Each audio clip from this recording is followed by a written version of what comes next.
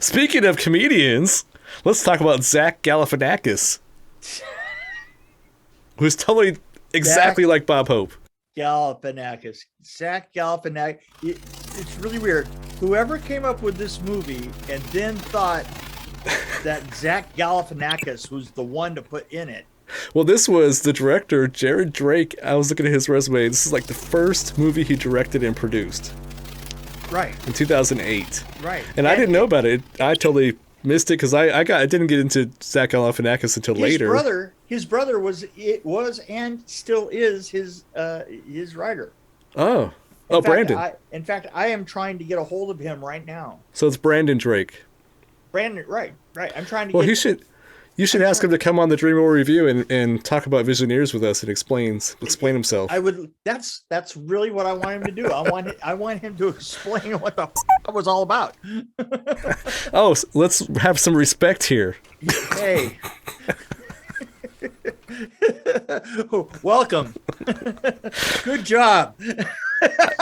I think I've actually worked at a company like that, but we weren't doing it out of respect. Yes, I know. That was really, get back to work. That was really actually a little bit jarring for a while, I have to say, because somebody walks in and it's like, "Hi, how's it going?" Mick Strawn just held up his middle finger. For those of you who are only listening to this podcast, you must understand that one of the primary ways of greeting each other in this film, with they the can't company, see it. is that they flip people off.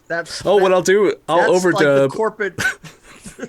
What I'll do is I'll overdub a descriptive audio track. Oh, there you go. Mick Strawn just held up his middle finger. And just flip the. We should have a descriptive audio track on our podcast. We should anyway. That'd be like the first one to ever do it, I think.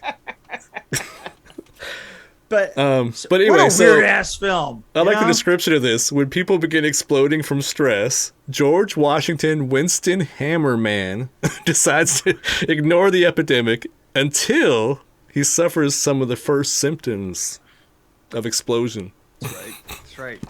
Yeah, and yeah. Well, I'm a huge fan of Baskets, so I love Zach Galifianakis. I like his comedy. I like the Between Two Ferns show. I like all that stuff. I love Zach Galifianakis. This is not that I'm not guy. Sure, I'm not sure that this... This is the real Zach, I think. This is how he is in real life. I bet you he's that depressed in real life. Well, don't they say most comedians are kind of depressed? When the comedian goes home at night and...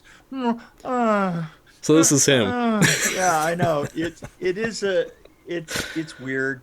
You know? I think he was perfect for the role, though. Actually, honestly, because it was I think it is. It is. This is a good example of where they actually, the production designer and the DP got together, and either they got together or the production designer told the DP how they were going to work together, which is actually the way that it should be. Because the two of them together did this, they did a thing that just absolutely screamed otherworld. You know what I'm saying? like The Office was really sterile, but still. And by the way, there's something that have you seen? What is the show on Apple? There's a show on Apple. If it's on Apple, I probably haven't seen it. Right. Yeah. I can't think of the name of it, but it has a very sparse look. It's done in an office. It's done with a guy that plays Ben in Arts and in Parks and Rec. I think I've seen a preview for that. Yeah, I can't think of it.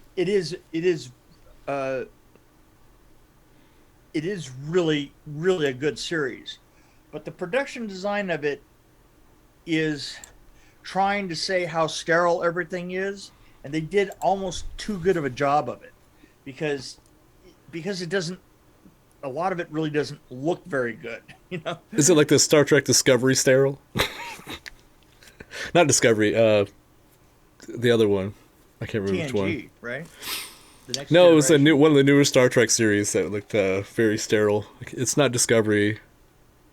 I can't remember. It's not It's like, Picard. I'm blanking on it. The one with the African American woman that's hot, and she's the oh, captain. That one. yeah. No. It's not like that. It's like pure white rooms and that kind of thing. You know, almost. Oh, okay. Yoko Ono and John Lennon's apartment. Exactly. Exactly. You know, the thing is they managed to do that and still get a good look out of this film, right? Well, this was. Well, so at first I was like, you could tell that they didn't have much money. yeah, this is definitely low budget. Yeah. But at first I was like, this is kind of dystopian. I'm like, no, it's not dystopian. It's a black comedy, really. But it reminded me of Brazil, Yeah, it has a feeling of Brazil. which I haven't seen for a long time. But I think some of the office scenes reminded me of Brazil a little bit. But yeah, no, it's definitely a dark comedy. I don't think it's really a dystopian like Right. sci-fi. Like that's what my first impression was. But I think it really, I mean, all the way from his office It's hard to talk about this one. to his home, Yeah. home and like his backyard. You know, the home kind of looked like nobody lived in it. 1984 was another one I was thinking of. Yeah. And the backyard was being taken over slowly by his brother, which was the most. It was interesting and so totally didn't have anything to do with what was going Well, on. I think that it did because he found a way to have fun and not explode. Yeah, and not explode. Yeah, exactly. No, I it's hard to watch this one. It was very interesting to me. It's actually I kind of like this. I actually at first I wasn't so sure, but then when we started getting into the part where somebody exploded, I'm like, okay, this is interesting. And then the wife. Well, what's interesting is it's supposed to be. I think it was definitely a dark comedy with a human message. Oh yeah. The whole thing between him and his wife, like especially when she breaks down after something happens and they finally connect like normal people do.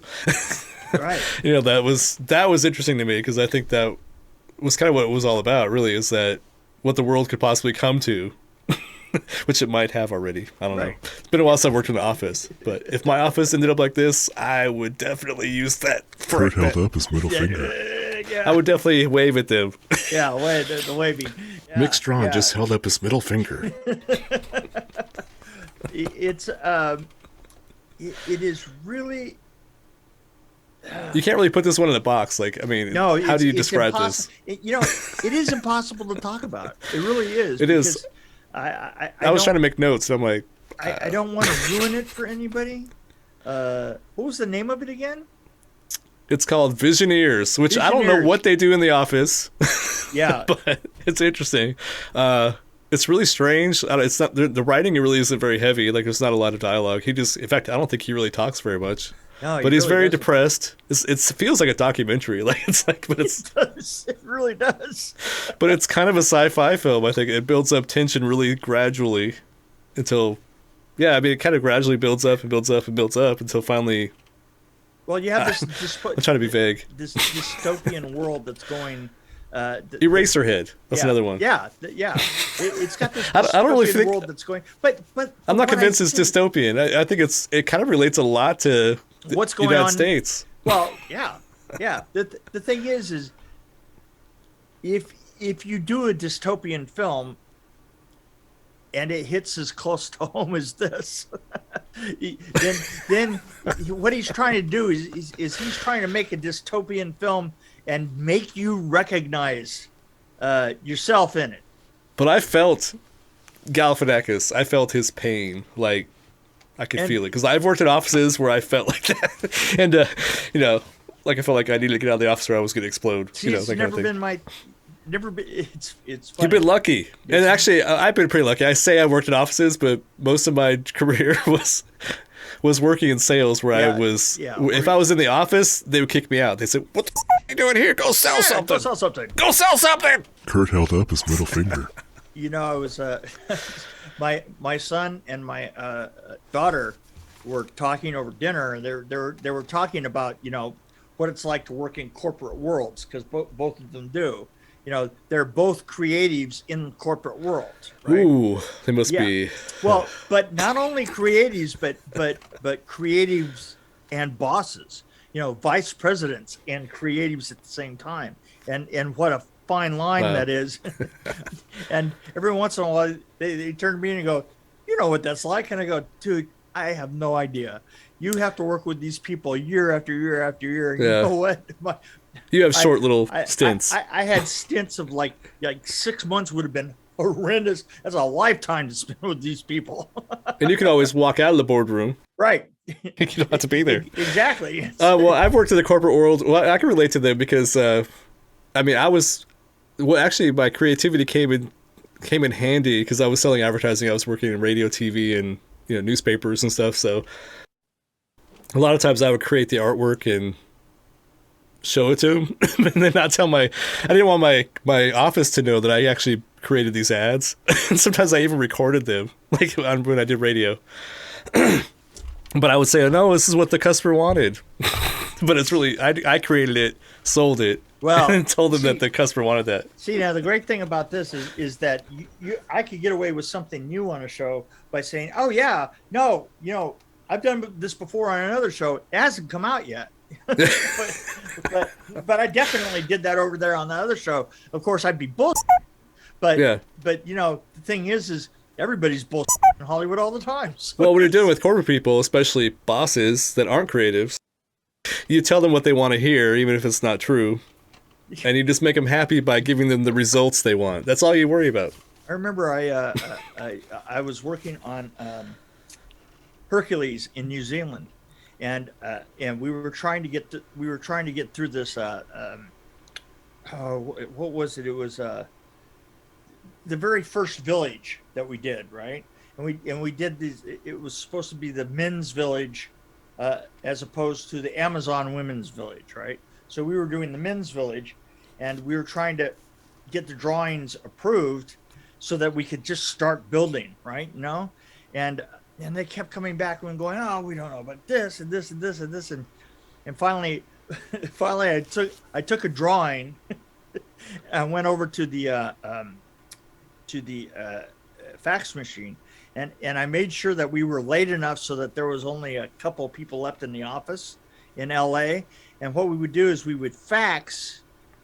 I said, here's what we're going to do. You start faxing these. And I had, my coordinator, and she goes, well, I don't know what you're doing here. And I go, look, fax the drawings. She says, these are the same drawings that we've had before. And I go, I know, we're not changing anything. Don't worry about it. So what she would do is she would start faxing, and I would wait, and I would, this is early days of like fax machines, or this wasn't when they were at the best, and I would just push and hold the paper for a while, and then I'd let it release, and then I'd hold the paper for a while, and then I'd let it release and hold it, and just pin it with my finger. And so we kept getting this. I can't remember who was on the other side of the line, but they said, look, I just got a fax that's 4 feet long. That's your first drawing. It's 4 feet long. And I go, really? Oh, look, we'll send it again. It's okay. And so I know. Yeah, you had to feed it through the. Right. Okay. Yeah, I had to feed it through the thing. And so I'd just push my finger on the print. Then it come through, like longer than the last one, right? And I kept going and going and going, and we kept at it for about 45 minutes. He says, I have like 20 feet of fax down here. I have no idea what this is. And then I said, you know what, Bob? Don't worry about it. What we did is we just took. Look, we've got to get going, but I took all of your ideas and incorporated them into this set of drawings. And he goes, oh, well, as long as you've done that, fine. And he approved everything, and away we went. And he had 20 feet of fucking fax for like 6 pages. Oh, wow. That's awesome. Yes. Well, I used to be, like, when I sold radio, they'd give us, like, packages to sell, and I would it would have all the options on the page. I'm like, well, this is stupid. How am I going to sell this? Like, I want to sell the highest one, obviously. So I would throw it out, and I would create my own and use their packet. Their top package was my middle, and then I'd create one that was even better. and I called it the super platinum or whatever I called it. And then I'd have and I never showed my boss, but they didn't care. They're like, oh, you sold our top package and sold more on top of that. They didn't care. They just wanted the results. See, I used to do this. I used to wait to go into a meeting, like an effects meeting or something, and I would give somebody like walking in, I would give somebody else a really great idea, and then they would be immediately and then and what you do is pick the stupidest person that was walking in, right? And you give them an idea, and you'd get Is that one of the producers? No, there's somebody that's working like mid-level, right? Oh, okay. And you get somebody like that, and you would get them to be the first one to bring up your idea, and then you would second it, and then what you would do is you would give them a version of your idea, right? And then you would second it and correct it to the actual version of your idea. And that way you weren't on the firing line. Wait a minute. I've been the guy that was suggested an idea. And then I brought it up, and then the other guy made it sound better. Wait, I've been on the other end of that. That's not nice.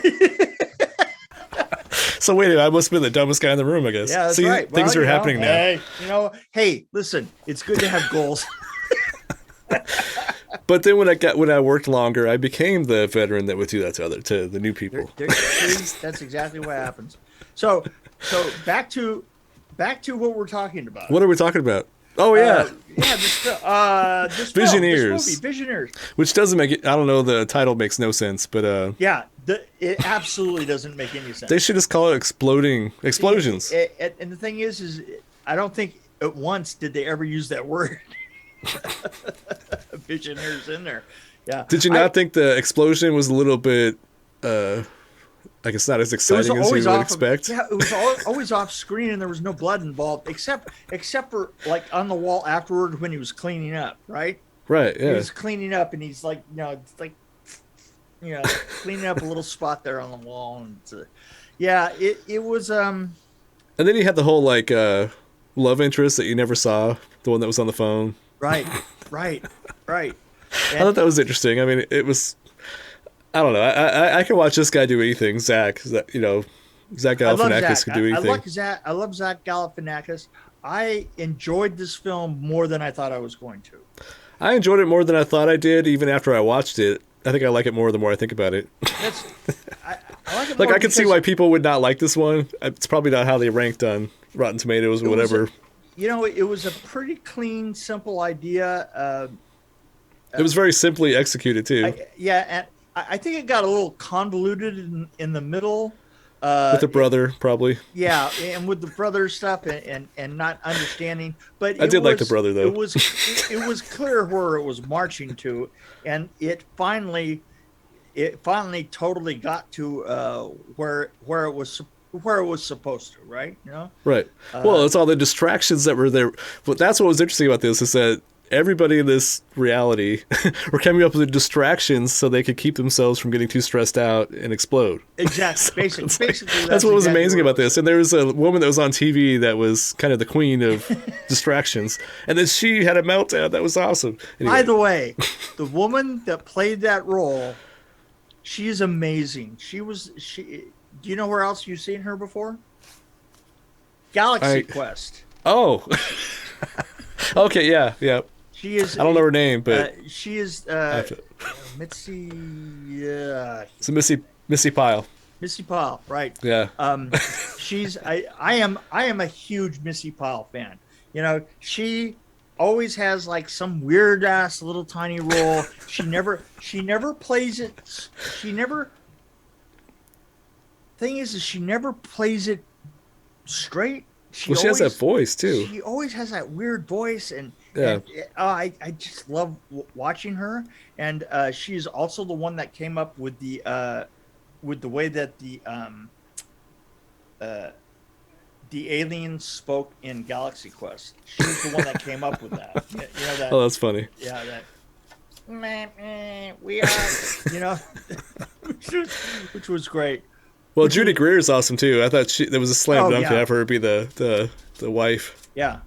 But anyway, so I think this is worth watching, especially if you like strange things that don't make any sense. It's funny is there was some acting there that was pretty bad, but the funny thing about it is that the things that they were being asked to do in were so weird that it could have been you're talking about anybody the doing coworkers? anything, but it really worked in the end. You're talking about one of the coworkers, right? Right.